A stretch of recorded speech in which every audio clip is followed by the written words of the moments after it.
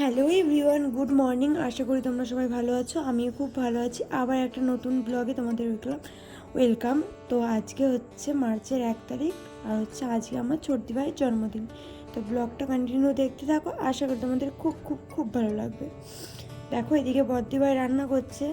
রান্নার মধ্যে ছিল মাটন, চিকেন, পাবদা মাছ, কাতলা মাছ, মিষ্টি দই, চাটনি, অনেক কিছুই ছিল। তো চলো তোমাদেরকে একটু দেখাই।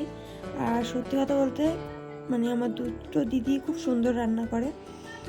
আমি কিন্তু রান্না অত পারি না, পারি না বললেই চলে। তো চলো দেখতে থাকো ব্লগটা।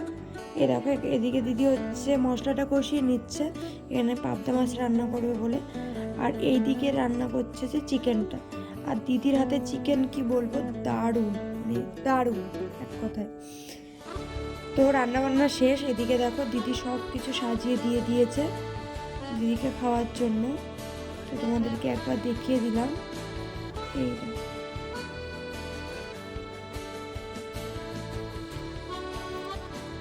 আর এই দেখো বার্থডে গার্ল, আর এই দেখো রিজু দাদা। সবাই মিলে খেতে বসে পড়েছি। তো সব কটা রান্না ভীষণ ভীষণ ভীষণ ভালো হয়েছিল, কি বলবো, দারুণ হয়েছিল। এই তো খাওয়া দাওয়া শেষ করে রাত্রেবেলা ছোট্ট একটুখানি সেলিব্রেশন করা হয়েছিল দিদি, শুধু কেকটাই কাটা হয়েছিল। তো এই তো। আর এই দেখো, এই ব্যাগটা আমি দিদিকে গিফট করেছি বার্থডেতে। আর এই দেখো দাদা দিদিকে একটা ফুল নিয়ে দিল।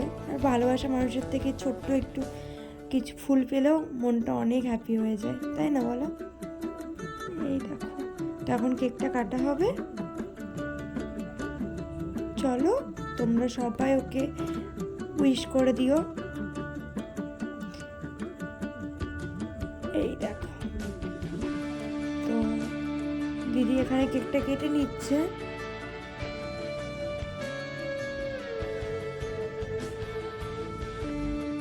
আর আজকের ব্লগটা এই পর্যন্ত। কেমন লাগলো অবশ্যই কমেন্ট করে জানাবে। আর ভালো লাগলে অবশ্যই লাইক, কমেন্ট, শেয়ার আর সাবস্ক্রাইব করে দেবে।